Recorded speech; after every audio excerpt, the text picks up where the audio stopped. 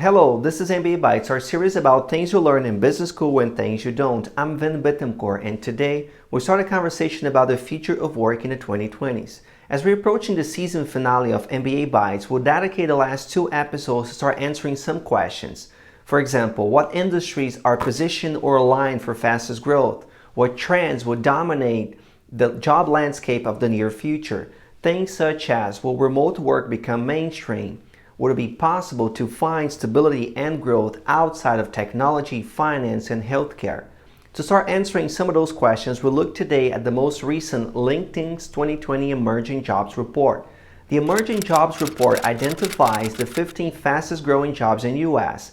Numbers are based on recent job openings and the skills, training, and experience requirements listed on the platform over the last 5 years for those jobs. It provides a clear indication of where business models are heading and the kind of qualifications, expertise, and talents companies will be looking for in the near future.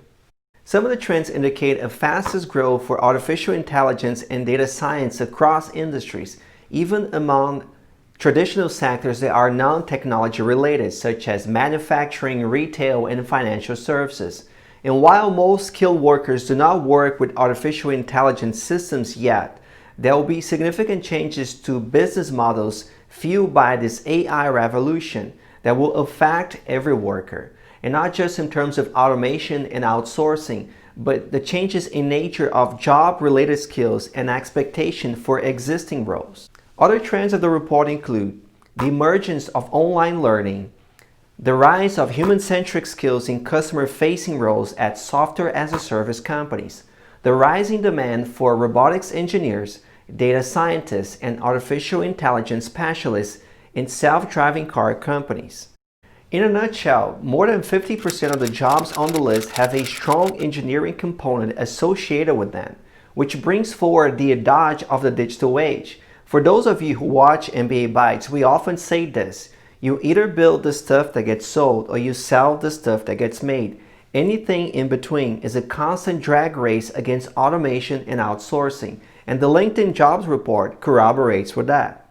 Before we look at the report, one final highlight that's interesting to mention is that the emerging jobs are proliferating across continental US, outside of the most obvious coastal city regions such as the San Francisco Bay Area, Boston, Chicago, New York, and Los Angeles, and moving into secondary, mid-sized, more affordable city regions such as Austin, Raleigh, Durham, Portland, and Charlotte.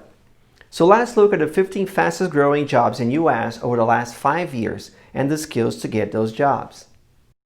So the fastest growing job in US, right, over the last 5 years, it's artificial intelligence specialist with a 74% annual growth.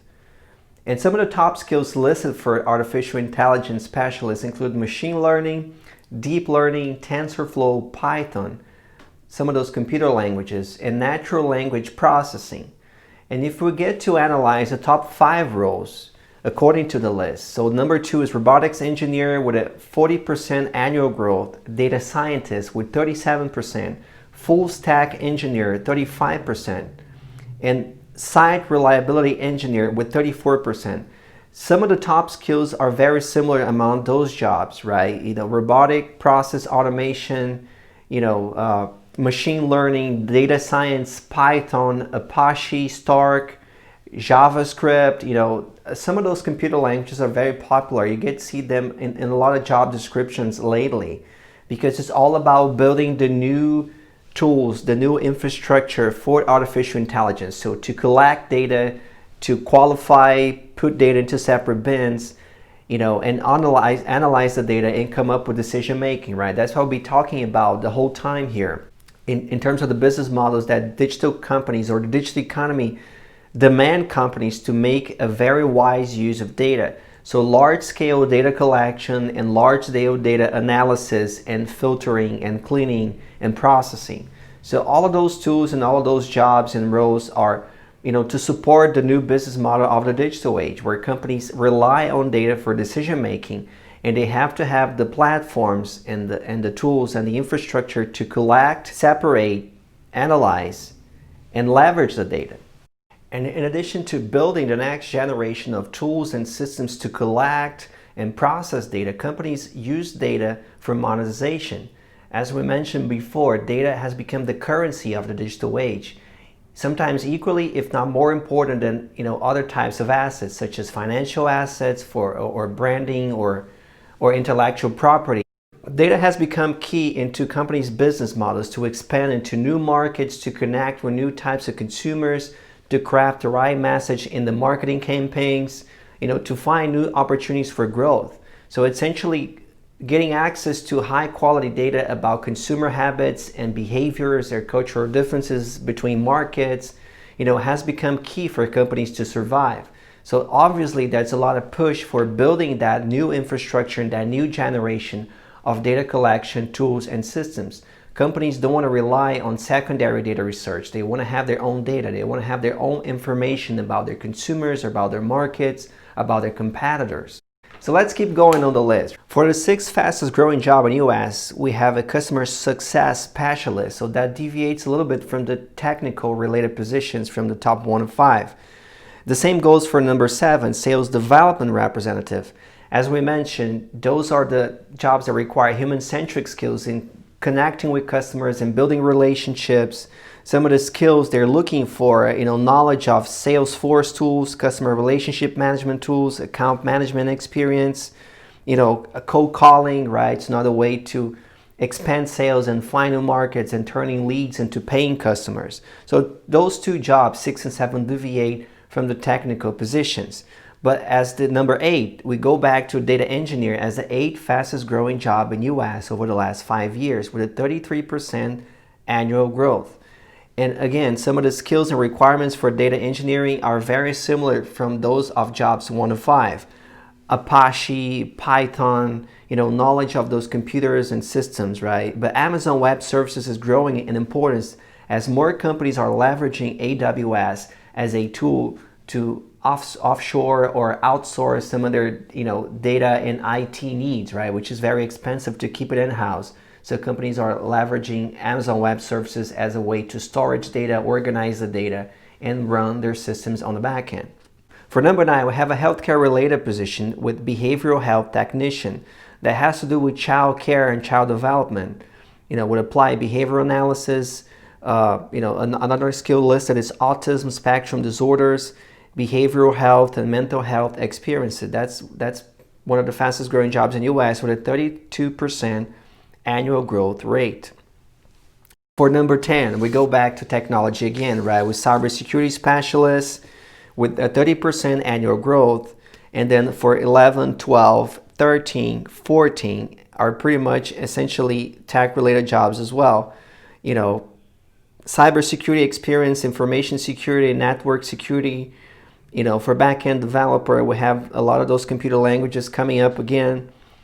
As a chief revenue officer, it's more like turning the paying customers into a growing market, right? So essentially looking at the financial strategies to keep those customers and to grow into different market segments. So strategic partnerships, startups, software as a service, go-to-market strategy. That has a lot to do with startups' business models, right? Where companies are expanding and growing fast. They need people with the experience of capturing those clients and organizing resources to fulfill the needs of a growing market.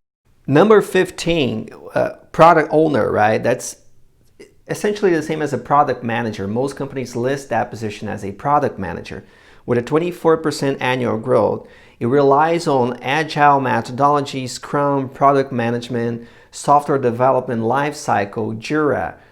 Those are some of the experiences you'll learn in project management, in software as a service companies or professional service companies where they get to install new tools, new systems, they get to launch a new platform. So developing those tools and working with the technical teams, with the business teams, with the sales teams, bridging the gaps and, fostering collaborative teamwork. So product owner, it makes sense to be in the top 15 because every company out there is trying to revamp their solutions, either buying new tools or maybe, fixing bad processes or trying to, build the next generation of tools and systems.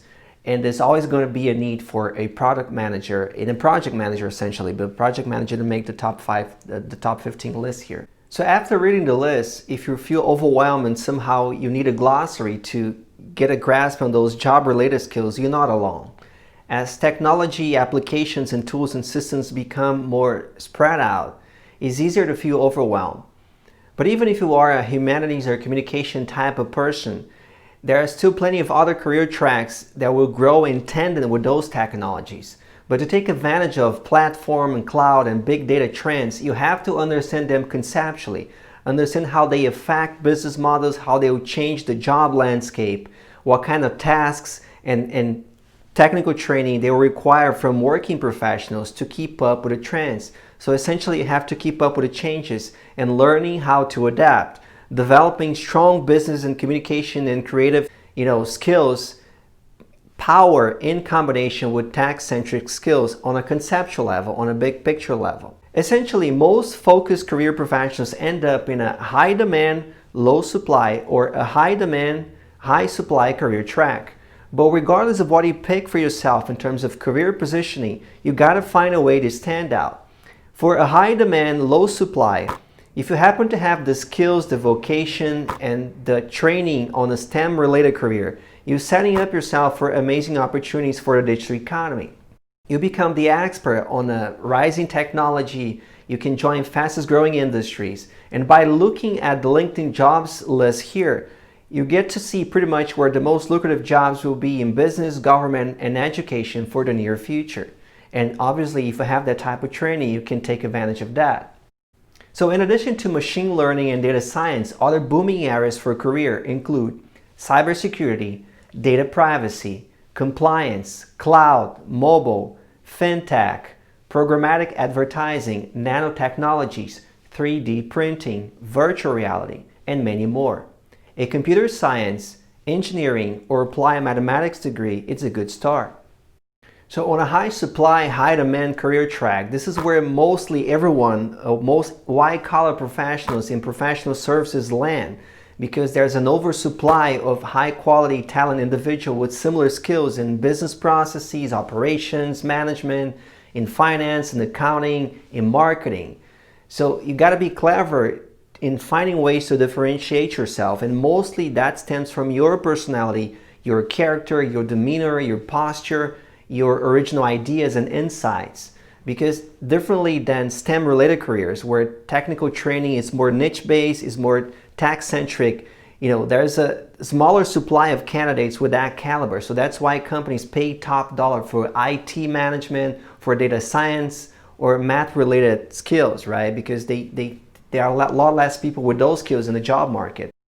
So that's why in a high supply, high demand, it's more about the personality, the individual traits, the communication style, and the posture of the candidate than the training itself. So in addition to personal traits and skills, other ways to compete include building competencies and training into areas that support those fastest growing trends. For example, a project manager or a product manager getting certified into cybersecurity practices, a sales manager getting certified into Amazon Web Services, or HR professional getting certified or trained into workforce diversity HR management. Other strategies include joining lateral, underserved industries or areas, maybe moving to a different region where there's less competition for jobs, or serving other client segments, maybe moving from corporate to consultancy to training to higher education. Those are all healthy ways to stay competitive and adapt, especially if you have skills, training, and competencies that belong to a high demand, high supply pool of candidates.